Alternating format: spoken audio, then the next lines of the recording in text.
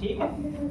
तो यहाँ पे क्या करते हैं, अभी हमने एक प्रोडक्ट कंट्रोलर बनाया था और कैटेगरीज पे काम किया था, ठीक है। अब यहाँ पर प्रोडक्ट कंट्रोलर पे चलते हैं और हमने अपने लेआउट के अंदर, जो हमारा लेआउट था अगर देखोगे, यहाँ पर हमने लिंक बनाए थे, ये लिंक हमने दिया था ऐड प्रोडक्ट्स के अंदर हम कहाँ जा रहे थे, यहाँ पे ऐड प्रोडक्ट नाम के एक्शन पे। तो ये एक्शन बनाना पड़ेगा, या ऐड प्रोडक्ट हो जाएगा, इसको क्या करते हैं, नाम दे देते हैं मैनेज प्रोडक्ट। क्या मान देते हैं, मैनेज प्रोडक्ट। मैनेज प्रोडक्ट पे क्या रहेगा, यहाँ पर ऐड भी हो जाएगा, लिंक भी हो जाएगा, और जो भी होगा सारा कुछ कर लेंगे इसमें, ठीक है। तो ये एक्शन का नाम है। और सेम एक्शन क्या करेंगे, अपना इधर चलेंगे, यहाँ पर अपना पब्लिक आई एक्शन रिजल्ट और यहाँ बना लेंगे, ठीक है। और सबसे पहले हम क्या करेंगे, यहाँ पर मैनेज प्रोडक्ट के अंदर एक सिंपल व्यू रिटर्न कराएंगे, जहाँ जो भी प्रोडक्ट हमारे पास होंगे, ठीक है, वो सारे प्रोडक्ट हम क्या करते हैं, डिस्प्ले करा देंगे। यहाँ पर जो भी प्रोडक्ट होंगे वो डिस्प्ले करा देंगे। कैसे डिस्प्ले करा दोगे, where products is equal to db context dot products dot, ये हो गया आपके पास। और उसके बाद आप इसको पास कर दो यहाँ पर प्रोडक्ट्स, ठीक है। एंड देन इस प्रोडक्ट को आप क्या करोगे, राइट क्लिक करके एक व्यू बनाओगे और उस व्यू पे आपको चलना है और इसे डिस्प्ले कराना है, यानी कि लिस्टिंग करनी है टेबल के फॉर्म। तो फटाफट इसको करेंगे क्योंकि इसमें HTML ही होती है, कुछ ऐसा है नहीं। मैनेज प्रोडक्ट नाम का व्यू बन गया। इसके अंदर हम क्या करते हैं, मॉडल ऐड कर लेते हैं पहले तो, आई इनमरेबल, टाइप ऑफ, लोकेशन आपकी क्या है, जस्ट चेक दैट, लोकेशन आपकी है MVC prod prod dot models dot I mean it होगा ये प्रोडक्ट्स। तो जस्ट वी रैप दिस और सिंपल एक तो यहाँ पर एक्शन लिंक दे देते हैं, क्या, ऐड न्यू प्रोडक्ट। इसको हम CSS से डेकोरेट कर देते हैं, class BTN info and ASP action add product, ठीक है, ये दे देते हैं एक्शन। सेम कंट्रोलर पे है तो कोई कुछ और देने की जरूरत है नहीं, ठीक है। देन आप एक काम करते हैं, टेबल टैग क्रिएट करते हैं। So let me create the table. Table में सॉरी क्लास दे देंगे, यहाँ पर टेबल की कुछ क्या दे देते हैं, टेबल ऑर्डर। देन उसके बाद आप टी हेड बना सकते हैं।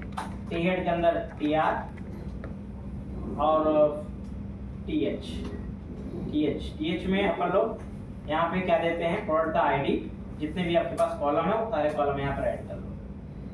तो एक बार फटाफट ऐड करते हैं। और कहाँ से रेफरेंस लेना आपको होगा, प्रोडक्ट से। तो ID, name, description 3, price 4, image 5, category 6 और एक एक्शन का होगा 7। टोटल 7 कॉलम बनाने हैं आपको, 2, 4, 6 और एक बन जाएगा और भी 7, ठीक है। ID, name, price, description,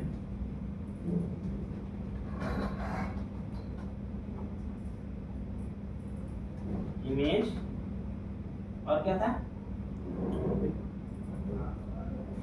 category है और एक्शन। तो यहाँ पर इमेज का पहले आप कैटेगरी दिखा दो, ठीक है, और उसके बाद क्या दिखाओगे,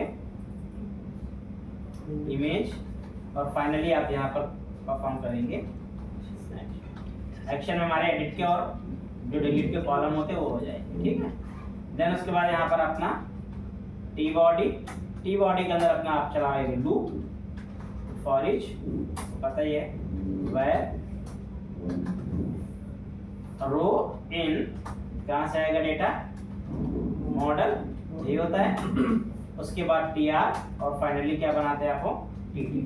तो ऐड रो, रो डॉट क्या आ जाएगा, अब यहाँ पर प्रिंटिंग हो जाएगी फील्ड की, आईडी जो जिस फील्ड को आपको जैसे प्रिंट कराना है वो प्रिंट कराना। देखो अभी एक रेफरेंस के लिए बता रहा हूँ, बट नेक्स्ट कलर हम लोग अलग तरीके से करेंगे थोड़ा सा, तो पैटर्न चेंज होगा हमारा। अभी फिलहाल ऐसे कर दो, नेक्स्ट पैटर्न में चेंज कर देंगे। तो आईडी हो गया अपने पास यहाँ पर, नेम हो गया अपने पास यहाँ पे, प्राइस हो गया अपने पास यहाँ पे, डिस्क्रिप्शन हो गया अपने पास यहाँ पे, कैटेगरी,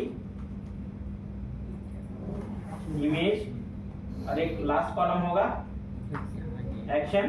तो एक्शन में हम लोग क्या रखेंगे, यहाँ पर दो एंकर बना देंगे, एक एक्शन बना देंगे मान लो एडिट के लिए,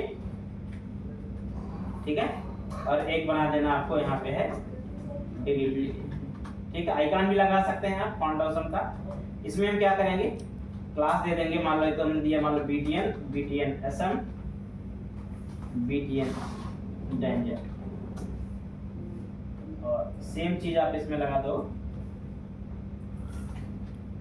डेंजर है इसको बात नहीं कर रहा, ठीक है। और यहाँ पर इसका ASP एक्शन क्या रहेगा, ASP एक्शन में सबसे पहले ये जाएगा कहाँ पर, एडिट प्रोडक्ट नाम का एक्शन रहेगा, वहां भेजेंगे इसको हम, लेकिन इसकी राउट वैल्यू क्या रहेगी, ASP राउट आईडी में क्या भेज देंगे हम यहाँ पे @row.id चला जाएगा, ठीक है। सेम चीज आपकी यहाँ भी होगी, डिलीट में भी क्या करना है आपको होगा, यही चीज करोगे आप, ठीक है। तो यहाँ पर हम क्या करेंगे, डिलीट प्रोडक्ट और सेम ही आईडी वाईडी सेम ही जानी है यहाँ पर। तो हमारे दो एक्शन भी बन गए यहाँ पे, ठीक है। अभी टेबल के अंदर कोई प्रोडक्ट होगा नहीं तो शायद प्रोडक्ट आपको डिस्प्ले ना हो, बट फिर भी मेरा यहाँ पर यहाँ तक का काम हो गया, डिस्प्ले करने का काम मेरा हो गया, एक्शन भी यहाँ पर बन गया, एक्शन लेने हैं। तो सबसे पहले काम करेंगे क्या, ऐड प्रोडक्ट, ऐड करने का काम करना है, फिर उसके बाद डिलीट और फिर एडिट, ठीक है। एक बार इसको चला देख लेते हैं ये कितना रन होता है, क्या काम करता है।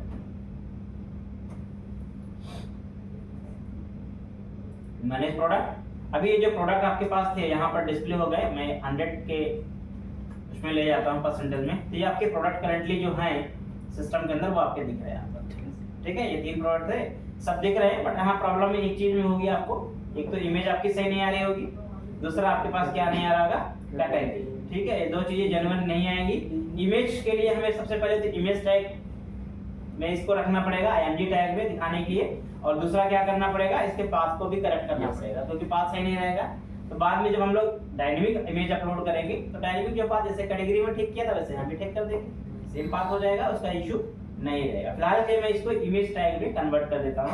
ये जो हमारे पास नॉर्मल है इसमें हम क्या करेंगे, IMG टैग यूज करेंगे, और MG टैग में हम क्या करते हैं, बेसिकली हाइट सेट कर देते हैं, मान लो 60 सेट कर दिया, विड्थ भी हमने मान लो 60 कर दिया, और फाइनली हमने यहाँ पर SRC पे क्या कर दिया, @row.image इमेज को डाल दिया। बस अभी इतना ही करना है, और यहाँ से row.image को हटा दिया, ठीक है।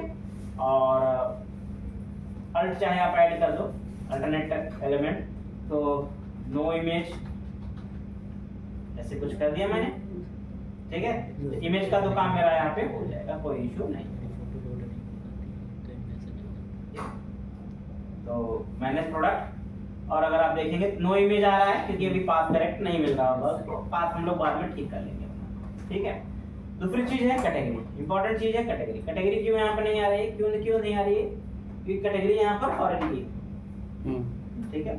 अब कोई चीज अगर फॉरेन की में है तो इंपॉर्टेंट है यहाँ पे कि फॉरेन की में जो कैटेगरी है, अगर आप अपने मॉडल को चेक करोगे, किसको, प्रोडक्ट को, अगर आप प्रोडक्ट मॉडल को चेक करोगे, चलो मैं फाइल बाकी बंद करता हूँ, यहाँ पे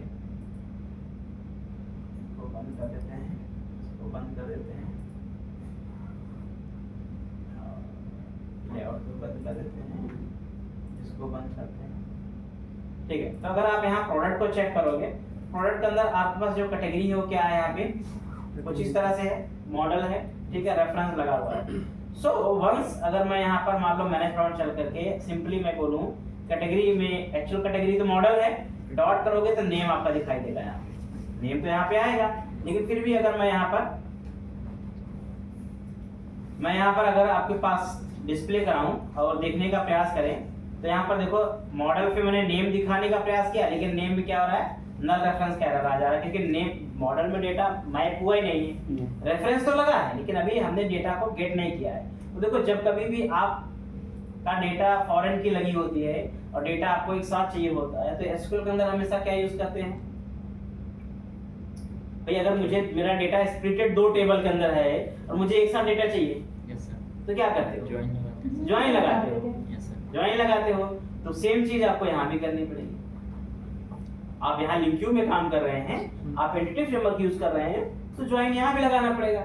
ठीक है, अप्रोच वही है, लेकिन अब यहाँ सिंटैक्स ज्वाइन का थोड़ा सा चेंज। ठीक है, अच्छा एक और चीज है, आपको पता है कि जब आप ज्वाइन लगाते हैं, दो टेबल का ज्वाइन लगाते हैं, तो जो रिजल्ट सेट होता है वो एक नया रिजल्ट सेट होता है, एक नया टेबल होता है। ठीक है, तो अब वो नया टेबल, जैसे मैंने अगर सेम काम किया कि मैंने दो टेबल का ज्वाइन लगाया और मेरे पास डेटा बन के आया, तो जब डेटा जो नया मेरे पास बन के आएगा, एक नया रिजल्ट सेट होगा। अब उस नए रिजल्ट सेट पे जो डेटा बनेगा उसको हम लोग एक व्यू मॉडल के अंदर मैप कर लेते हैं। वैसे ऑलरेडी हमने वीएम प्रोडक्ट एक बनाया था, हालांकि ये उस काम का था नहीं, ये उस काम का था नहीं, लेकिन हमें क्या करना पड़ेगा, अपने डेटा को एक व्यू मॉडल के अंदर ही डिस्प्ले करना पड़ेगा, क्योंकि हम जब ज्वाइन लगाएंगे तो 100% एग्जिस्टिंग मॉडल पे डेटा सेट नहीं कर पाएंगे, क्योंकि कुछ कॉलम हमने उस टेबल से लिए, कुछ कॉलम इस टेबल से लिए। अब हमारे नए वाले मॉडल में वो कॉलम मैप ही नहीं कर रहे हैं, मैच ही नहीं कर रहे हैं, तो हमें एक नया मॉडल बनाना पड़ेगा, व्यू मॉडल, जिसमें हमें वो सारे कॉलम सेट करने पड़ेंगे। ठीक है, तो हमेशा ध्यान रहे ऐसी चीजों में जहां पर डेटा ज्वाइन होके आता है वहां पर हमेशा एक नया व्यू मॉडल बनाना पड़ेगा, ताकि अपना रिजल्ट को स्टोर कर पाए और उसे व्यू तक पहुंचा पाए। ठीक है, तो व्यू मॉडल का भी वहां पे काम रहेगा। अब व्यू मॉडल के लिए हम लोग एग्जैक्टली वैसे तो अभी अगर मेरे पास बहुत ज्यादा नहीं कुछ स्टोरी है या यहाँ पर बहुत सारा कुछ नहीं है, ठीक है, तो उस केस में हम लोग यहाँ पर एक बेसिकली अगर मैं आपको ले चलूं और मैं एंटिटी फ्रेमवर्क की साइट पे ले चलूं, आपको एंटिटी फ्रेमवर्क कोर की वेबसाइट पे ले चलूंगा, इस साइट पे, तो यहाँ पर हमारे पास एंटिटी फ्रेमवर्क कोर ने आपको थोड़ा सा फैसिलिटीज दे रखी है। देखो दो चीज दे रखी है, कहा कि भाई देखो ये हो सकता है कि आपका जो टेबल है उसमें जो रेफरेंसेस है, हो सकता है कि आपको एक आप टेबल का रेफरेंस, या ऐसा भी हो सकता है कि आपके पास कई टेबल का रेफरेंस हो। ठीक है, एक टेबल में कई फॉरेन की हो सकती हैं या मेल एक आध की हो सकती है। तो अगर मान लो आपके पास एक आध की फॉरेन की है, ठीक है, तो उसके लिए एंटिटी फ्रेमवर्क ने अपना एक फंक्शन दे रखा है जो आपको इजीली मैपिंग करके दे देगा बिना एक्स्ट्रा ज्वाइन लगाए हुए। ठीक है, लेकिन अगर एक से ज्यादा टेबल के रेफरेंसेस हैं तब तो बोलता है एंटिटी फ्रेमवर्क भाई अपना ज्वाइन लगाओ, क्योंकि उसके लिए फिर कोई रेडीमेड फंक्शन नहीं दे सकता है, फिर बोलता है ज्वाइन लगाओ। ठीक है, तो वैसे एक फंक्शन हमारे पास यहाँ पे है जिसको हम यहाँ पे इंक्लूड नाम से जानते हैं। अगर मैं आपको इधर डीबी फर्स्ट में या सॉरी कोड फर्स्ट में ले चलूं और यहाँ पे शायद ये मिल जाए, मैं छोड़ देता हूँ एंटिटी फ्रेमवर्क EF4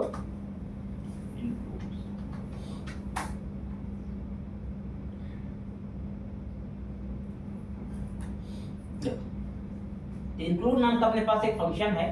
ठीक है, वो क्या करता है, यहाँ पर आपके जो भी फील्ड होते हैं ना, उन फील्ड को एडिशनल फील्ड को ऐड कर लेता है, यानी कि आपके जो रेफरेंसेस होते हैं वो रेफरेंसेस को ऐड कर देता है। ठीक है, यूज कैसे होता है बेसिकली, यहाँ पर प्रॉपर डेफिनेशन के साथ नहीं आया, EF4 इंक्लूड मेथड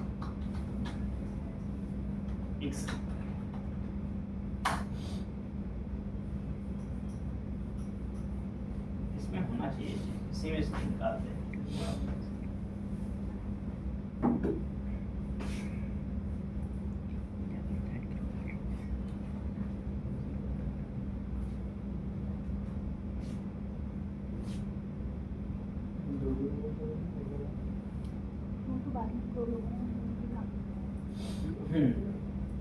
यहाँ पर हम लोग यूज कर सकते हैं इंक्लूड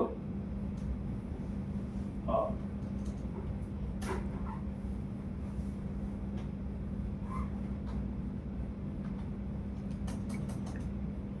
नहीं रहा है क्योंकि वर्जन वाला तो ऊपर पीछे कुछ नहीं है।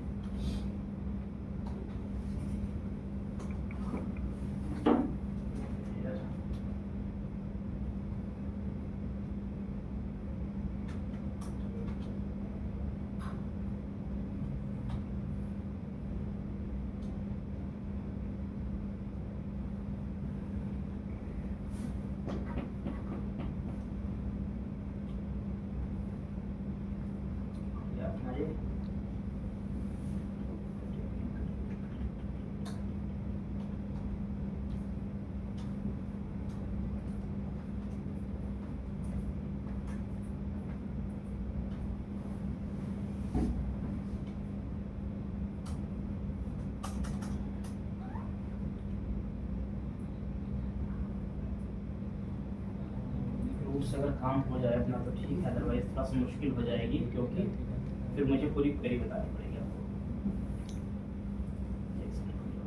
बहुत यूज तो किया है।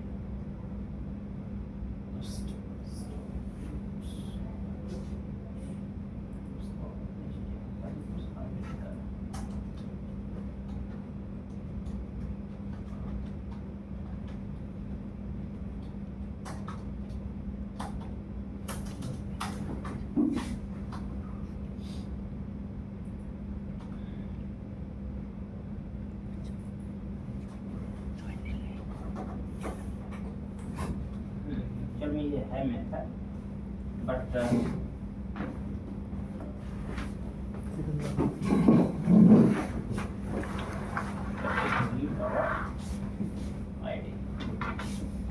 ठीक है, बहुत सिंपल प्रॉपर मैंने मेथड यूज किया है इंक्लूड, और इस पे मैंने केवल इतना लगाया है कैटेगरी डॉट आईडी। तो नेविगेशन प्रॉपर्टी हमारी कैटेगरी डॉट आईडी है, उसे यूज करूंगा इस पर।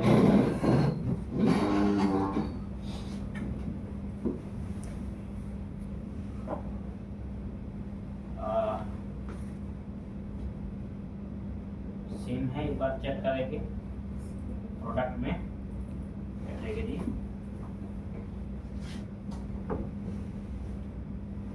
आईडी, ठीक है, ये तो सही है, मत देखो कोई इशू होगा।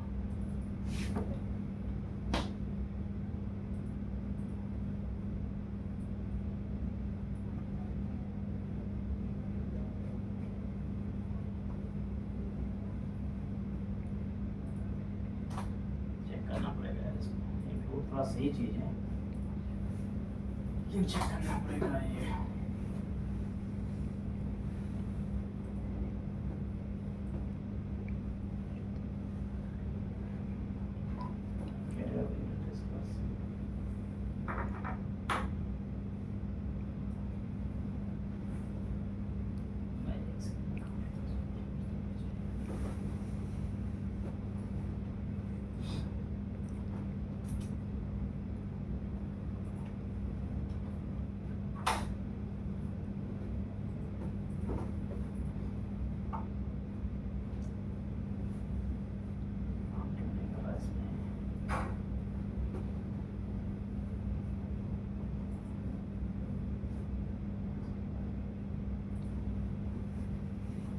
चल रहा क्या?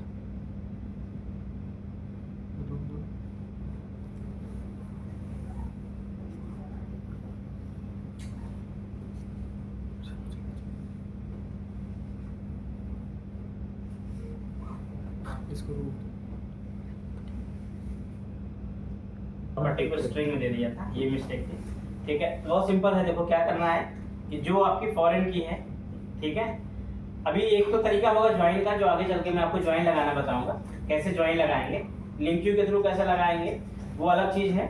लेकिन अभी हमारे पास एक रेडीमेड मेथड है जो एंटिटी फ्रेमवर्क ने लॉन्च इंट्रोड्यूस किया आपको, है कि आप अगर आपके किसी टेबल का रेफरेंस है और रेफरेंस वाला डेटा भी आपको साथ में पिक करना है, ठीक है, जस्ट लाइक दिस रेफरेंस। अगर आपके पास इस तरह का कोई रेफरेंस टेबल है, वहां से भी डेटा आपको उठाना है, तो आपके पास एक फंक्शन है, क्या है, इंक्लूड। ठीक है, तो आपको एक इंक्लूड लिखना है और उसके अंदर क्या करना है, एक लैम्डा एक्सप्रेशन देना होगा इस तरह से कि आपको किस मॉडल को मैप करना है। तो एक लैम्डा में हमने क्या किया, कैटेगरी को मैप करा दिया, क्योंकि कैटेगरी नाम का हमारा क्या है, मॉडल। ठीक है, ये क्या करेगा, आपका मैप कर जाएगा आपके किसके साथ, आपके फॉरेन की के साथ। तो जो डेटा आपके पास कैटेगरी नाम के टेबल में होगा, वो डेटा मैप करके उठा लेगा ये प्रोडक्ट टेबल के साथ। सर कैटेगरी आईडी उठाएगा, कैटेगरी का पूरा डेटा उठाएगा बिहाफ ऑफ मैपिंग। अभी क्या होगा, अभी तुम्हारे पास प्रोडक्ट टेबल के अंदर कैटेगरी आईडी गई है, तो जो कैटेगरी आईडी गई होगी उस कैटेगरी आईडी से मैच करा करके कैटेगरी टेबल से पूरे डेटा को उठा लेगा। ठीक है, तो अगर मैं इसको यहाँ डिबग करके दिखाऊं तुम्हें, यहाँ अगर डिबग करके दिखाऊं, यहाँ पर देखो ऐसा तो डेटा आ रहा है, यहाँ पे देखो एजुकेशन शॉपिंग, ठीक है। बट अगर मैं यहाँ रेफरेंस मैं डिबग करूं, यहाँ पे F10 प्रेस करूं, तो यहाँ पर देखोगे तुम्हारे पास जो प्रोडक्ट होगा, हर प्रोडक्ट का डेटा आ रहा है, और उसके साथ देखोगे तो यहाँ पर क्या होगा, एक प्रोडक्ट के डेटा पे और एक कैटेगरी का मॉडल आ रहा होगा, और कैटेगरी की देखोगे पूरी इन्फॉर्मेशन आ रही है, कैटेगरी की आईडी, डिस्क्रिप्शन, नेम, इमेज, पूरी इन्फॉर्मेशन आ रहा है। अब इसमें से उसमें से कोई भी इन्फॉर्मेशन तुम एक्सेस कर सकते हो। ठीक है। लेकिन हाँ, कंडीशनली क्या है, इसको हम इस इंक्लूड मेथड को हम तभी यूज करते हैं जब बहुत छोटी टेबल हो या बहुत कम डेटा हो जिसे मैं साथ में उठाना चाहूँ, तभी इसको हम प्रेफरेंस देते हैं, अदरवाइज इसका प्रेफरेंस नहीं है। क्यों नहीं हो सकता है कि प्रेफरेंस नहीं देना चाहिए, इसे यूज नहीं करना चाहिए? इससे क्वेरी हमारी काफी आसान है, हम ज्वाइन लगाने से बच गए। अदरवाइज में ज्वाइन लगाने के लिए 2 लाइन 3 लाइन क्वेरी लिखनी पड़ती है, यहाँ पर हम बच गए हैं। लेकिन फिर भी इसे प्रेफरेंस नहीं दिया जाता। उसका रीजन है कि अभी क्या है, अभी आपकी बहुत छोटी टेबल से मैपिंग है। कैटेगरी एक स्मॉल टेबल है जिसके अंदर 2-3 फील्ड है, उसके साथ मैपिंग है। कल को मान लो अगर 2 बड़ी बड़ी टेबल होती, 3 बड़ी टेबल होती हैं और तीनों के बीच मैपिंग होती, तो क्या होता कि अब डेटा चाहिए था मुझे प्रोडक्ट का, लेकिन उसकी जो बड़ी सी टेबल है उसका मुझे एक कॉलम चाहिए था, लेकिन उसका सारा डेटा उठा लिया इसने। अब वो क्या करेगा, अननेसेसरी डेटाबेस पे लोड बढ़ाएगा, सारा डेटा उठाएगा, डेटाबेस में आपकी मेमोरी में लोड करेगा। ठीक है, आप उसे व्यू पे केवल एक फील्ड चाहिए। अभी केस में भी क्या है भाई, मुझे दिखाना तो कैटेगरी का नेम है, लेकिन कैटेगरी की आईडी, इमेज, डिस्क्रिप्शन क्या क्यों आना है, क्यों फेच कर रहे हैं? रिक्वायरमेंट नहीं उसकी है ना। अब कहीं ना कहीं अगर ये आपका मॉडल में स्टोर होगा, आएगा फेच होकर के, मॉडल में मेमोरी कंज्यूम करेगा ना। अब यूज तो है नहीं व्यू लेवल पे, व्यू पे आपको दिखाना तो है नहीं, तो ये एक ड्रॉबैक है इसका। क्योंकि ये क्या करता है, बाय डिफॉल्ट सारा डाटा उठा लाता है। अगर ये टेबल बड़ी होती, कॉम्प्लेक्स टेबल होती, क्या होता है, सारा डेटा आता है। बहुत बल्क केस में क्या होता है, बहुत स्लो हो जाती है क्वेरी। तो इसलिए जॉइन रेफरेंस प्रेफरेंस दिया जाता है कि ऐसा ना करके आप केवल वही फील्ड उठाइए जिसकी आपको जरूरत है। आपको केवल नेम चाहिए तो नेम उठाइए, नेम रीड करिए, क्यों सारा मॉडल रीड करना? ठीक है, तो हालांकि वो ज्वाइन का सेक्शन रहेगा, उसे हम बाद में करेंगे, लेकिन अभी के लिए फिलहाल हम फेच कर रहे हैं। परफेक्टली हमारा कैटेगरी का डेटा यहाँ पर देखोगे आएगा, और यहाँ कैटेगरीज भी आपकी सही से डिस्प्ले हो रही है। फाइनली इमेज ठीक कर देंगे पास हम, तो इमेज भी सही हो जाएगी, कैटेगरी भी हमारी आ रही है। तो यहाँ तक हमारा काम हो रहा है, हमारे पास डेटा सब कुछ सही आ रहा है, यानी कि हमारे कैटेगरी का रेफरेंस के साथ डेटा यहाँ पे ठीक से आ रहा है। कोई कंफ्यूजन इसमें हो तो बता देना। अभी फिलहाल यहाँ पर हमने ऐड प्रोडक्ट किया है, यहाँ पर हमारे पास एक्स्ट्रा टैग कोई दिख रहा है, कौन सा टैग है वो? नहीं, मैंने कुछ एक्स्ट्रा टैग लगाया हुआ है, एक्स्ट्रा टीडी कहीं क्लोज हुआ होगा या कहीं कोई ब्रैकेट क्लोज हुआ होगा। अच्छा, ये लगा हुआ है। ठीक है, तो अभी तक हमारे पास डेटा डिस्प्ले हो गया रेफरेंसेस के साथ आपका, और एडिट और डिलीट के लिंक भी हो गए, कैटेगरी आ गई, इमेज भी ठीक कर लिया हमने। अब क्या करते हैं, ऐड न्यू प्रोडक्ट पे क्लिक करके क्या करते हैं, एक फॉर्म इस पे अपना डेटा ऐड कराते हैं और उसको डेटाबेस में सेव करा देते हैं। ठीक है, विद वैलिडेशन लगा लेंगे। तो अभी हमने क्या किया, यहाँ पर एक अपना ऐड न्यू प्रोडक्ट का लिंक बनाया है, इसका क्या करेंगे, व्यू बना देंगे। तो यहाँ पे चलिए और पब्लिक आई एक्शन रिजल्ट, वही काम करना है, ऐड प्रोडक्ट रिटर्न व्यू। ठीक है, ये आपका पास आपने नया मेथड बना लिया, इसका करेंगे व्यू ऐड व्यू, और सिंपली क्या करना है, एक नया व्यू बन गया। फॉर्म आप उठा सकते हैं जो ऐड कैटेगरी वाला है, नया फॉर्म क्यों बनाना, क्योंकि फॉर्म ऑलरेडी डिजाइन यहाँ पे है।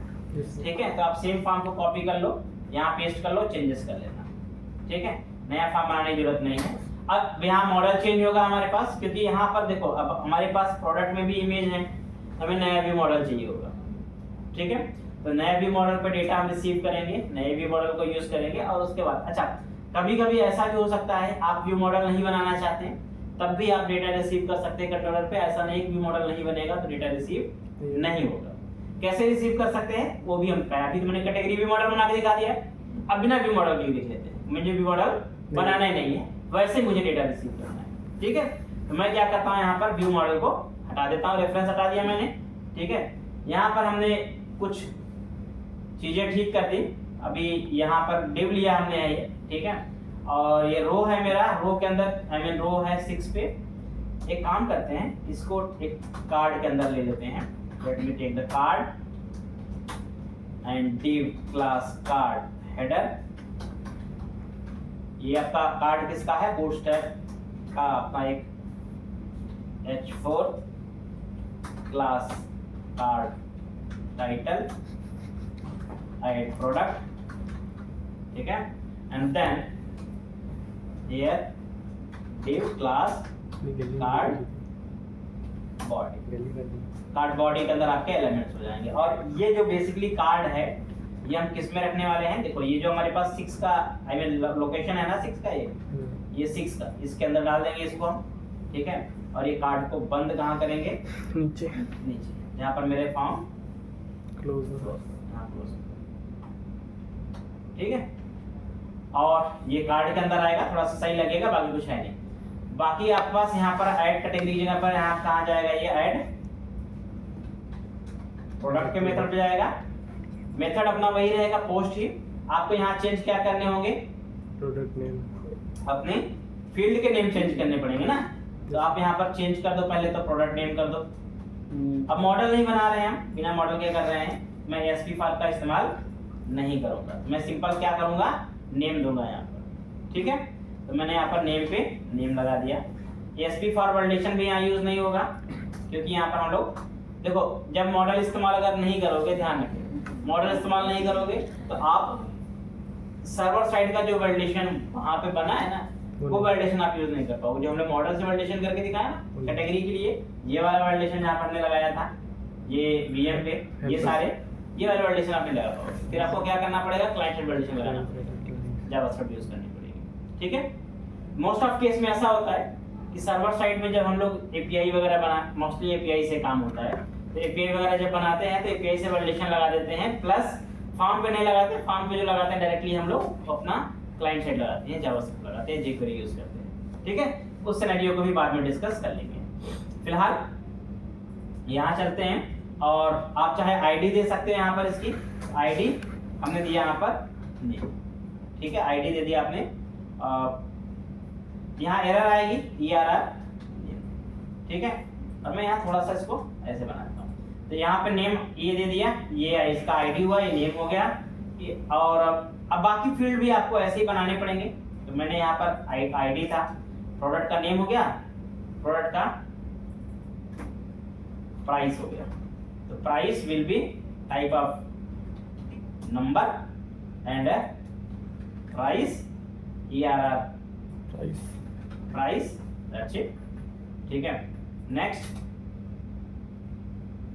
क्या है अपना, ये एक बार हम इसको देख लेते हैं। डिस्क्रिप्शन है, फिर इमेज होगा। तो यहाँ पर एक बार क्या करते हैं, डिस्क्रिप्शन, डिस्क्रिप्शन आपका क्या रहेगा, प्रोडक्ट डिस्क्रिप्शन। डिस्क्रिप्शन में हम लोग यहाँ पर इनपुट क्या लेंगे, इनपुट जगह पे एक्चुअली डिस्क्रिप्शन थोड़ा सा बड़ा सेक्शन होता है ना, इसलिए हम लोग यूज करते हैं टेक्स्ट एरिया यूज करेंगे। जहाँ पर थोड़ा सा लॉन्ग टेक्स्ट चाहिए आपको, टेक्स्ट एरिया लीजिए, क्लास सेम लगाएंगे, फॉर्म कंट्रोल ही, ठीक है। और नेम यहाँ पर दे देंगे हम इसका क्या, डिस्क्रिप्शन, ठीक है। और सेम इसका आईडी ERR, मैं बाद में वैलिडेशन लगाऊंगा, उसके लिए बता रहा हूँ। फिर इमेज, ठीक है। तो इमेज पे इमेज ठीक है, या एसपी फॉर हटाना केवल आपको यहाँ पे है, ये सब ठीक है। और ये भी हटा दो, आईडी दे दो, ERR, ठीक है।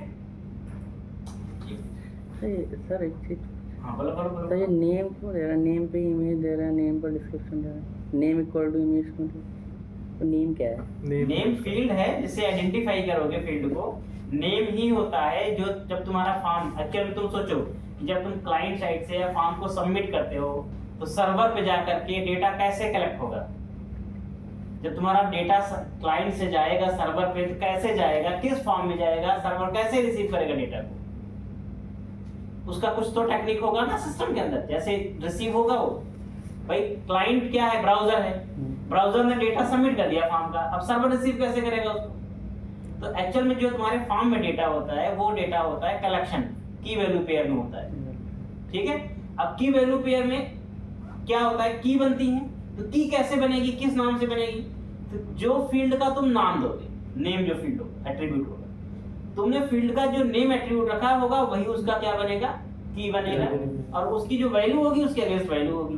तो जब मैं सर्वर पे रिसीव करना चाहूंगा तो जो भी फील्ड का नेम होगा, अगर मैं उसको रिसीव करूंगा, गेट करूंगा, तो उसके अगेंस्ट उसकी वैल्यू मुझे मिल जाएगी। जैसे डिक्शनरी में हम क्या करते हैं, की यूज करते हैं, की से वैल्यू मिलती है। वैसे फॉर्म जब बनाते हो तो फॉर्म में नेम देने का मतलब क्या है, हम की बना रहे हैं और इन्हीं की से हम सर्वर पे क्या करेंगे, कंट्रोल की वैल्यू को रिसीव करेंगे। क्योंकि जब फॉर्म का डेटा पोस्ट होगा सर्वर पे तो ये की बन जाएंगे और उन्हीं की से हम क्या करेंगे, डेटा को रिसीव करेंगे। For always form receive on server in the form of collection. Server पे कंट्रोलर पे जो तुम्हारा फॉर्म रिसीव होता है वो कलेक्शन के फॉर्म होता है एज अ डिक्शनरी। ठीक है, अब उस डिक्शनरी से तुम्हें जो डेटा लेना है उसके लिए तुम क्या यूज करोगे, की यूज करोगे, क्योंकि डिक्शनरी की वैल्यू पेयर होता है। सिंपल सा कॉन्सेप्ट। ठीक है, and finally image is done and next level is, next thing is category. अगला क्या है, एक चीज है कैटेगरी। ठीक है, कैटेगरी है। अब कैटेगरी के लिए हमें क्या चाहिए होगा, यहाँ पर यहाँ चाहिए हमें ड्रॉप डाउन। क्योंकि कैटेगरी क्या है, मास्टर डेटा है, तो मास्टर डेटा कहां से आता है, वो ड्रॉप डाउन से आता है। That should be use the select tag. क्या यूज करेगा ये, सेलेक्ट टैग यूज करेगा। ठीक है, इसकी आईडी दे देते हैं हम, आईडी ERR कैटेगरी। अच्छा, एक और इंटरेस्टिंग चीज है, अब इस सेलेक्ट में डेटा फील्ड कैसे होगा, डेटा भरेगा कैसे। ठीक है, तो इस सेलेक्ट में डेटा, क्योंकि डेटा कैटेगरी का हमारे पास पहले से टेबल बना है, हम डेटा वहां से लाएंगे। क्योंकि कैटेगरी हमेशा प्रोडक्ट की कैटेगरी आप वही डाल सकते हैं जो पहले से कैटेगरी बनी होगी। रेफरेंस देने का मतलब यही है। तो हम यहाँ ड्रॉप डाउन बनाएंगे और वो कैटेगरी भर देंगे जो कैटेगरी टेबल में मेरे डेटा होगा। ठीक है, लेकिन भरेंगे कैसे, उसका दो तरीका है। एक सर्वर साइड कोड होता है कि हम व्यू बैग में डेटा लेके आए और यहाँ लूप चला के डेटा भर दें। एक तो तरीका ये होता है। दूसरा बेस्ट तरीका होता है जावास्क्रिप्ट। आप जावास्क्रिप्ट से डेटा ले आइए, एजाक्स कॉल करिए और उससे डेटा भर लीजिए। क्योंकि अगर आप जावास्क्रिप्ट का इस्तेमाल करेंगे तो उसमें क्या होता है, हम जेनेरिक मेथड बना लेते हैं। भाई हो सकता है मुझे पेज पे कैटेगरी 4 जगह भरनी हो, पूरे एप्लीकेशन का 10 जगह कैटेगरी भरनी हो, तो 10 जगह भरनी है तो अगर मैं सर्वर साइड कोडिंग करूंगा 10 बार करनी पड़ेगी। और अगर मैं जावास्क्रिप्ट का अगर जेनेरिक फंक्शन बना लूं, एक ही बार बनाऊंगा उसे 10 जगह कॉल कर लूं। ठीक है, क्योंकि सर्वर साइड कोडिंग में क्या होता है, एक्शन लेवल पे कोडिंग होगी तो एक्शन लेवल पे बार बार करना पड़ेगा। और वही चीज अगर मैं JS से करूंगा, एजाक्स लगा के, तो वन टाइम हो जाएगा। तो दोनों सीखेंगे हम लोग। अभी सर्वर साइड से करते हैं, बाद में इसी चीज को हम लोग एजाक्स के थ्रू करेंगे। ठीक है, अभी के लिए मुझे कैटेगरी का डेटा चाहिए यहाँ पर, जो मुझे डिस्प्ले करा पाऊं मैं।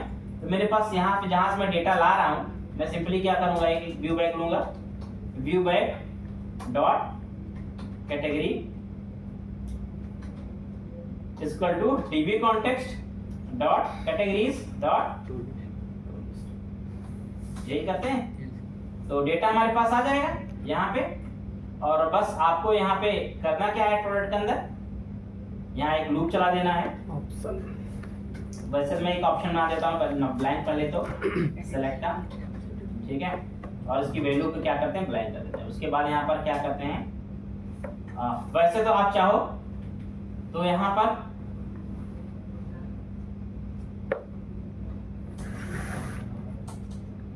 डिक्शनरी से भी डेटा बाइंड कर सकते हैं हम लोग, बट यहाँ बेस्ट तरीका होगा, मैं एक फॉर ईच चला देता हूँ। तो @ for each where C in view bag dot category, और यहाँ पर क्या करिए आप अपना ऑप्शन, ऑप्शन में क्या करेंगे, @c डॉट कैटेगरी का नेम दिखाएंगे, कैटेगरी का जो नेम होगा, और वैल्यू क्या करेंगे यहाँ पर हम लोग, वैल्यू c डॉट ID। ये मेरा ड्रॉप डाउन यहाँ पे भर के आ जाएगा। और इसकी क्लास और नेम दोनों सेट करना होगा। तो क्लास क्या सेट करेंगे, फॉर्म कंट्रोल, ये सेट हो जाएगा। और आईडी क्या सेट हो जाएगा इसका, कैटेगरी, जिससे आप रिसीव करना चाहो। ठीक है, तो ऑलमोस्ट फॉर्म मेरा क्या हो गया, यहाँ पर रेडी हो चुका है। एक बार इसको चला के देख लेते हैं फॉर्म कैसा बना है, फिर इसका डेटा रिसीव करने का प्रयास करते हैं। तो मैनेज प्रोडक्ट, ऐड प्रोडक्ट, ये आपका डेटा फॉर्म आ रहा है यहाँ पे इस तरीके से। ठीक है, कलर कलर आपको जो करना है कर लो, कोई इशू नहीं है। और यहाँ देखो कैटेगरीज आपकी सारी भर के आ रही हैं, जितनी कैटेगरीज आपने बनाई सारी कैटेगरी भर के आ रही है यहाँ पे ड्रॉप डाउन में। तो हम कैटेगरी केवल वही सिलेक्ट कर सकते हैं जो कैटेगरी यहाँ पर ऑलरेडी हो। ठीक है, and then submit button, submit button के क्लिक पे आपका डेटा सबमिट हो जाएगा। ठीक है, तो ये प्रोडक्ट को ऐड करने के लिए बेसिक सा फॉर्म बनाया आपने। सीएसएस इसकी में भी इसलिए नहीं आ रही होगी क्योंकि हमने यहाँ पर कार्ड लगा दिया है, ठीक है, तो शायद कार्ड की वजह से सीएसएस इसकी हिल जाती है क्योंकि बेसिकली नेचर इसका होगा, क्योंकि फॉर्म हमने कॉपी पेस्ट किया, ठीक है। तो फिलहाल उससे कोई इशू है नहीं, मेरा फॉर्म बन के आ रहा है, चीजें ठीक है, चल रही है, कोई इशू नहीं। बाकी अगर आपको लगता है तो कार्ड जो बना है यहाँ पे इजी यहाँ पर दे सकते हो आप ऑलरेडी।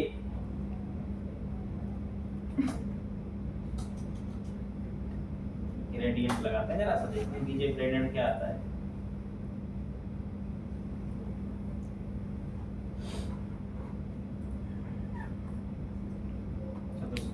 ठीक है, चलो कोई बात नहीं। तो फिलहाल के लिए अभी डेटा को रिसीव करना इंपॉर्टेंट है कि हम यहाँ से डेटा जब सबमिट करें एंटर करके कुछ भी, हमारा डेटा हमारे कंट्रोलर पे रिसीव हो और उसको हम ऐड करा पाएं, ठीक है।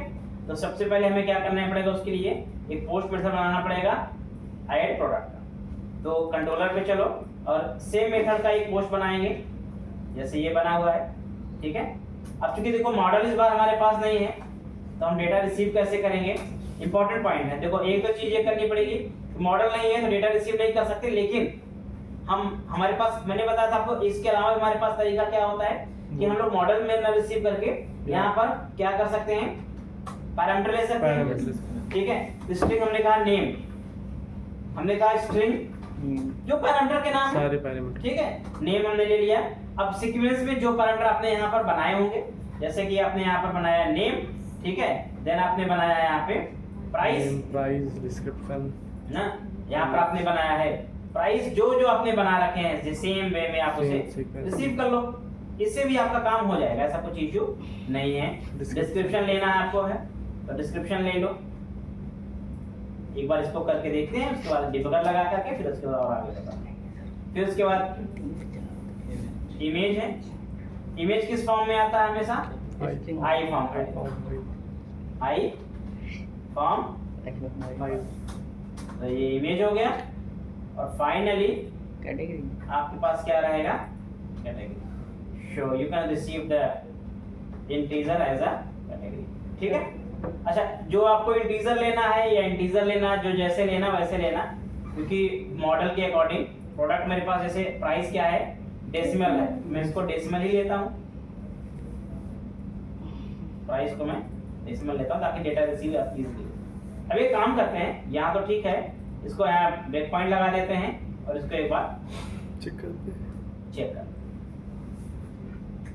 तो manage product, add product, data कुछ एंट्री करते हैं यहाँ पर, मान लो हमने दिया mobile price something 1000, test data, image कोई चूज कर लेते हैं जस्ट फॉर ऐसे ही कर लो, डाउनलोड में देखो कोई इमेज है, शॉपिंग की है, पड़ी हुई है, कैटेगरी ले लिया मैंने शॉपिंग, सबमिट किया मैंने। जैसा सबमिट करेंगे इंपॉर्टेंट है कि आपका ब्रेक पॉइंट काम करना चाहिए, ब्रेक पॉइंट काम किया, डेटा यहाँ पे आ गया। अब एक काम करते हैं, देखते हैं यहाँ पर कि हमारे पैरामीटर्स में वैल्यू आ रही है नहीं आ रही, तो चेक करते हैं, परफेक्ट है, नेम आ रहा है, प्राइस भी आ रहा है, डिस्क्रिप्शन भी आ रहा है, इमेज भी आ रही है आपकी परफेक्टली, देखो यहाँ पे, और कैटेगरीज भी, कैटेगरी नहीं आ रही है, कैटेगरी 0 आ रही है, ठीक है। सो मींस दैट कैटेगरी में कुछ तो इशू होगा जिसकी वजह से डेटा नहीं आ रहा है कैटेगरी का। वो रीजन क्या हो सकता है वो चेक करना पड़ेगा आपको, वैल्यू शायद सही से दिख नहीं रही या सही बाइंड नहीं हो रही। एक बार राइट क्लिक करके स्प्रेड करोगे आप इस पे और देखोगे यहाँ पर कैटेगरी जो बना हुआ है, इंपॉर्टेंट है, कैटेगरी जो बना हुआ है इसमें जो डेटा बना होगा, वैल्यू तो ठीक बनी हुई है 1 2 3 4 5 ना। अच्छा, कैटेगरी का आई मीन इसका नेम मैंने शायद नहीं दिया हुआ, आईडी दे रखा हमने ना, नेम देना था, तो नेम नहीं दिया था तो इसमें कैटेगरी नहीं मिल रही, मैंने दे दिया था, ठीक है। तो फिलहाल सारा डेटा मेरा यहाँ पे रिसीव हो रहा है। तो एक देखो टेक्निक ये हो गया, हमने इसे बताने मतलब ये था कि देखो हम लोग जब फॉर्म का डेटा रिसीव करना चाहते हैं ना तो 3 तरीके से रिसीव कर सकते हैं। एक तरीका हो गया मॉडल बना लिया आपने, मॉडल से मैप करके रिसीव कर लिया डायरेक्टली। दूसरा ये हमारा पैरामीटराइज टेक्निक हो गया।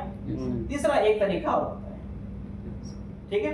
तीसरा तरीका क्या हो सकता है वो हम लोग एक बार और चेक कर लेते हैं। तीसरा तरीका क्या हो सकता है फॉर्म का डेटा रिसीव करने का, उसके लिए मैं कुछ एक्स्ट्रा नहीं करूंगा। एक काम करेंगे, यहाँ पर आप इसको कंट्रोल डी कर दो और ऊपर वाली लाइन को कंट्रोल की और सी यानी कि कमेंट कर दो। पैरामीटर यहाँ से क्या करते हैं, हटा दें। इस बार पैरामीटर को है यहाँ से, ठीक। अब पैरामीटर हटा दिया। अब पैरामीटर हटाने से एक प्रॉब्लम होगी कि यहाँ भी सेम नेम नाम का मेथड है, इधर भी सेम नाम का है। Yes sir. तो ओवरलोडिंग तो करनी पड़ेगी, पता कैसे चलेगा उसको कौन सा कॉल करना है। हालांकि पोस्ट से फॉर्म तो पोस्ट को ही कॉल करेगा, लेकिन कंट्रोलर लेवल पे आपको ओवरलोडिंग करनी पड़ेगी। तो कोई बात नहीं, मैं यहाँ पर एक ऐसा कुछ ही पैरामीटर दे देता हूँ, ओवरलोड हो जाएगा, ठीक है। बट इससे कोई डेटा रिसीव करने का कोई मेरा इंटेंशन नहीं, ठीक है। अभी हम क्या करने वाले हैं, डेटा रिसीव करेंगे हम लोग डिफरेंट तरीके से। मैं यहाँ पैरामीटर लेता हूँ स्ट्रिंग नेम इक्वल टू, कैसे रिसीव करना है, रिक्वेस्ट डॉट फॉर्म ऑफ, आप यहाँ पर अपना की दे दो। क्या है, मैंने बताया ना किस फॉर्म में आता है वो, लिस्ट।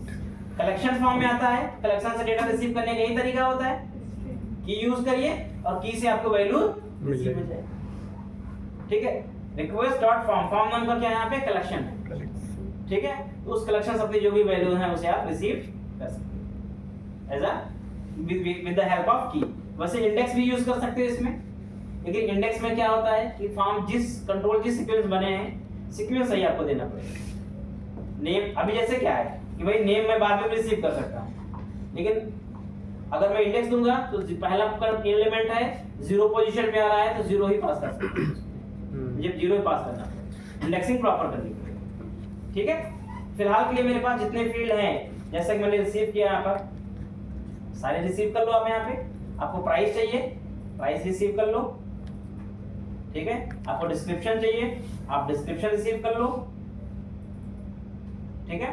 आपको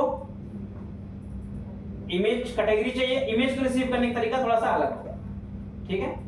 तो यहाँ पर मैंने इतनी रिसीव कर लिया, लेकिन कैटेगरी मेरे पास क्या होगा, यहाँ पे इसका टाइप इंटीजर होगा तो इंटीजर में कर दो इसको, ये डेसिमल होगा तो डेसिमल, ठीक है। अब यहाँ पर क्या करना है, सिंपली इंपॉर्टेंट पॉइंट है, देखो अब थोड़ा सा चेंज है कि जो डेटा फॉर्म से वहां से आता है ना, बाय डिफॉल्ट देखोगे तो क्या आता है, वो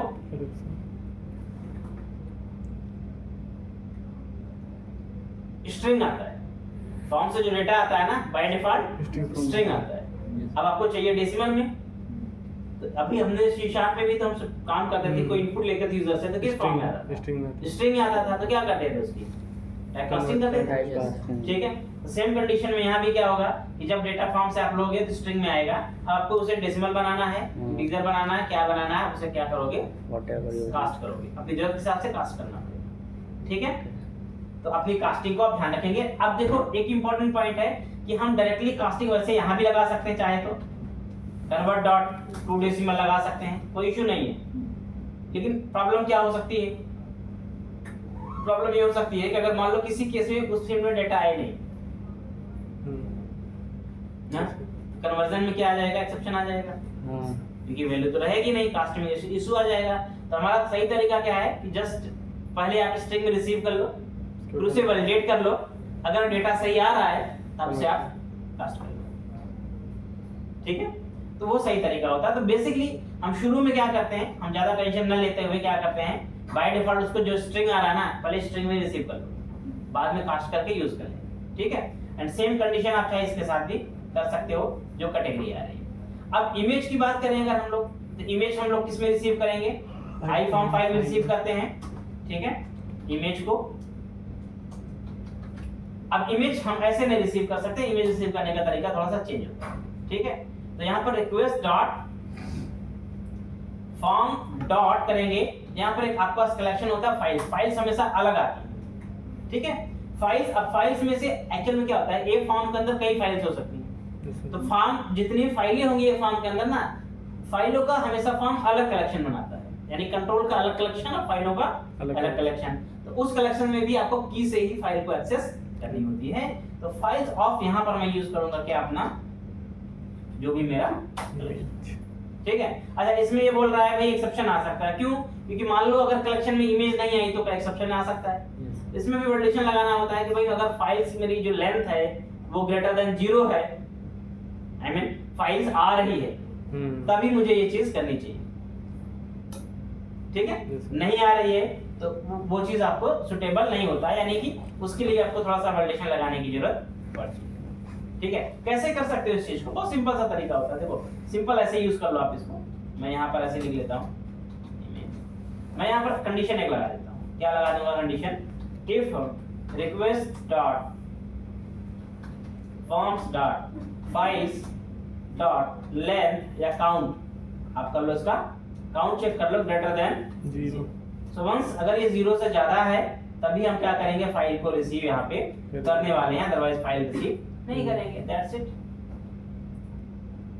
ठीक है, मतलब ग्रेटर देन 0 का अपने केस में क्या होगा, ग्रेटर देन 0 से मतलब फाइल हमारी आ रही है, ठीक है, काउंट का ग्रेटर देन 0 आ रहा है, तो यहाँ पर मेरे पास सारा डेटा रिसीव हो जाएगा।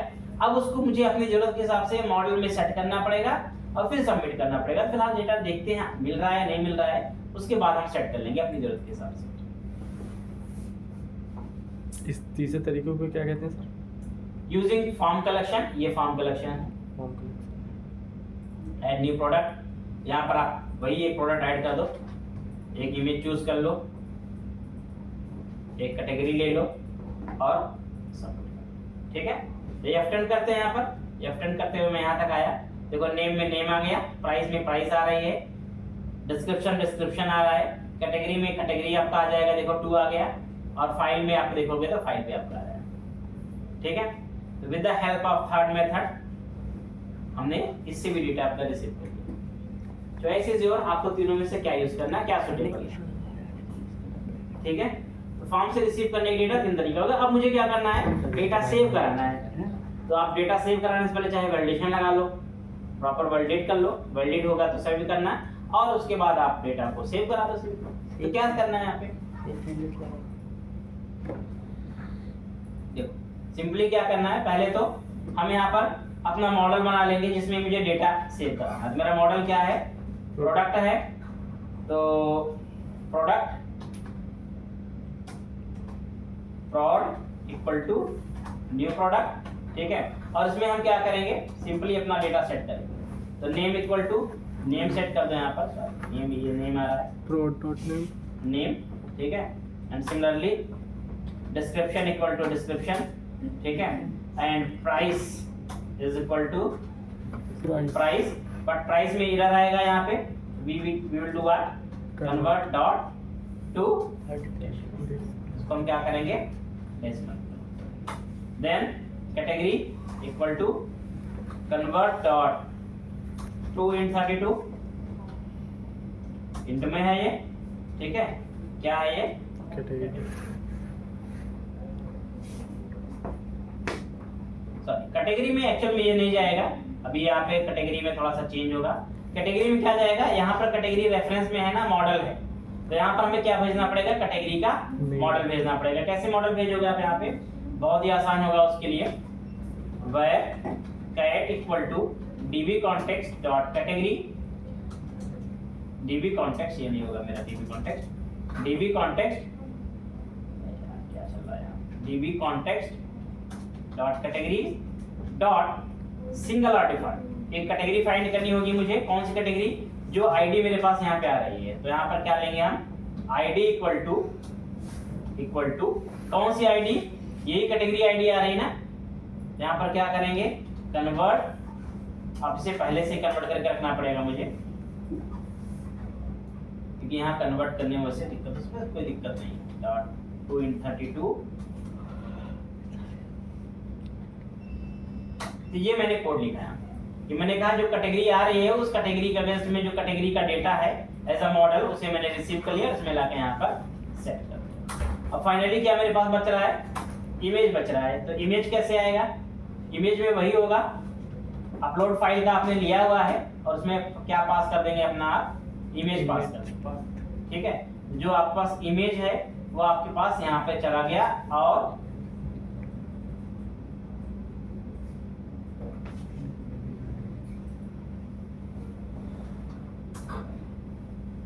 ठीक है, तो जो इमेज आपके पास है वो यहाँ पर चला जाएगा। ठीक है, और आपकी इमेज भी अपलोड हो जाएगी। बट इंपॉर्टेंट पॉइंट है, ये सारा डेटा सेट करने से पहले आपको ध्यान रखना है, क्या ध्यान रखना है, फॉर्म में डेटा, जैसे इमेज यहाँ पर अपलोड करा रहे हो, वैलिडेशन पहले होना चाहिए।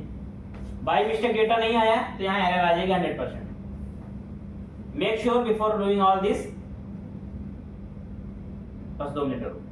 ठीक है, तो बिफोर डूइंग ऑल दिस आपको क्या करना पड़ेगा, डेटा यहाँ पर वैलिडेट करना चेक करना पड़ेगा, डेटा आपका करेक्ट होना चाहिए। जैसे आई फॉर्म फाइल को नल क्यों किया आपने इमेज नल इसलिए किया क्योंकि वेरिएबल यहाँ पे अनअसाइंड था ना, अनअसाइंड वेरिएबल हम यूज नहीं कर सकते। तो अभी क्या है, यहाँ पर फाइल आ भी सकता है, आएगा तो कंडीशनल है ये, ठीक है। इसलिए यहाँ पर हमें क्या करना पड़ेगा, नल असाइन करना पड़ेगा। अगर मान लो नहीं आया तो नल तो रहेगा, जी जी जी। ठीक है। वर्डिशंस आपको लगाने पड़ेंगे हर जगह। देखो क्या होगा ना, कोड में हर जगह आपको वर्डिशन लगाने चाहिए, क्योंकि केसेस होते हैं भाई, फेलियर होगा, डेटा से नहीं आया तो फेलियर होगा, कैटेगरी नहीं आई इधर आएगी, फाइल नहीं आई इधर आएगी, Yes, sir. दिक्कत तो आएगी। तो इसके लिए वर्डिशन आपको हर जगह लगाने पड़ेंगे। सर। फिलहाल सिंगल और डिफॉल्ट क्या करेगा? सिंगल डिफॉल्ट मतलब तुम्हारा where ID equal to this, कोई लिखते हो ना, select stick from table name where ID equal to this, क्या होता है, एक रिकॉर्ड फेच हो एक गया। record रहता है। सिंगल और डिफॉल्ट क्या करता है, एक रिकॉर्ड तुम्हारा जो भी तुम्हारे क्राइटेरिया कंडीशन से मैच करेगा, एक रिकॉर्ड फेच करके देगा, सिंगल ऑब्जेक्ट रिटर्न करके देगा। सर इसको जो आगे बनाया है आपने, इसे कॉल बैक भी बोल। कॉल बैक ही है, भी नहीं कॉल बैक ही है, ठीक है। तो यहाँ पर हमने बोला प्रोडक्ट्स डॉट ऐड, क्या ऐड करना आपको होगा, यहाँ पर प्रोडक्ट ऑब्जेक्ट को ऐड करोगे और फिर उसके बाद क्या करोगे, Save changes. db context dot save save change बस, सेव चेंजेस। और उसके बाद सेव चेंजेस के बाद आप चाहे तो अपने व्यू को रिडायरेक्ट करा सकते हैं। मैं रिडायरेक्ट यहाँ नहीं कराऊंगा, मैं डायरेक्टली कहाँ ले जाऊंगा, यहाँ पे मैनेज प्रोडक्ट पे, ताकि प्रोडक्ट मेरा दिखने लगे, ठीक है। यहाँ पर क्या लिखोगे आप, redirect to To action. Action. किस एक्शन पे जाना आपको होगा, यहाँ पर मैनेज प्रोडक्ट। ये व्यू बैक की रिक्वायरमेंट यहाँ पर नहीं है, वैलिडेशन में आपको जरूरत उसकी पड़ेगी डायरेक्ट ले जाएगा। अगर सेम व्यू पे आपको जाना होगा। सर फिलहाल सर रिडायरेक्ट टू एक्शन जो डायरेक्ट ले जाएगा ना, मतलब कोई। एक्शन से एक्शन पे जाने के लिए, अच्छा। अगर तुम्हें एक एक्शन से दूसरे एक्शन पे जाना है तो रिडायरेक्ट टू एक्शन का इस्तेमाल करोगे। अभी मेरे पास इतने प्रोडक्ट्स हैं, एक काम करते हैं, सेम मोबाइल एक ऐड कर लेते हैं, test mobile and the category image कुछ भी रख लेते हैं फिलहाल के लिए, और कैटेगरी रख लेते हैं यहाँ पर, मान लो शॉपिंग रख लेते हैं या एंटरटेनमेंट रख लेते हैं, ठीक है। सबमिट, यहाँ पे आ गया, F10 करके चाहे डिबग करके भी टेस्ट कर सकते हो तुम। मैंने डिबग करके कर लिया, यहाँ पर इमेज का देखो पाथ बन गया होगा यहाँ पे, और इमेज आपके पास आ गई है।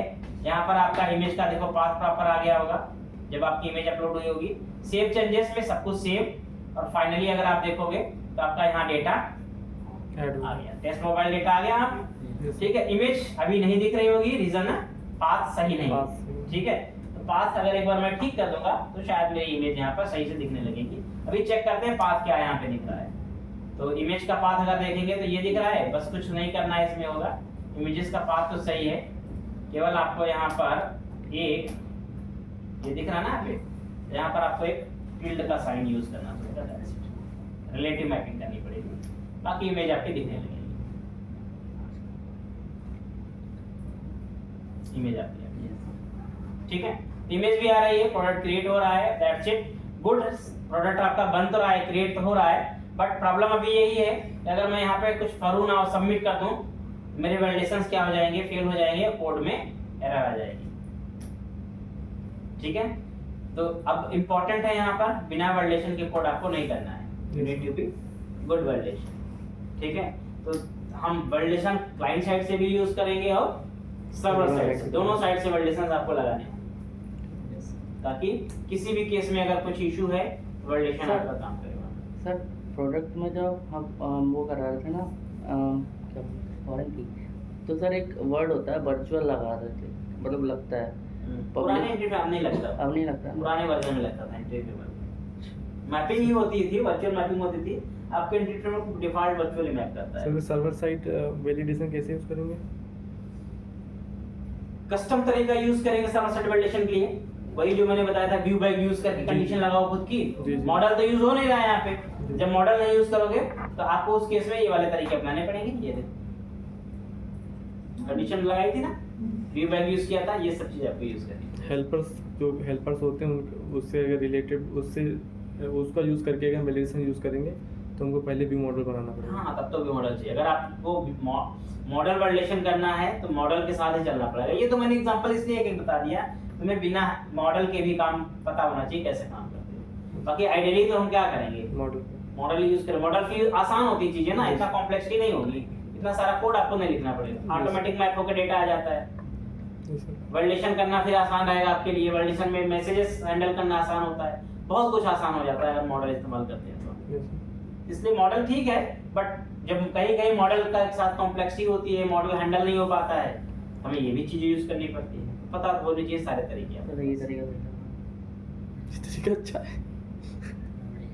ठीक है, तो नेक्स्ट क्लास में अभी वैलिडेशंस लगाएंगे और आगे इसी पे देखेंगे, सेम चीज पे काम करेंगे और आगे इस पे थोड़ा सा और काम करके देखेंगे।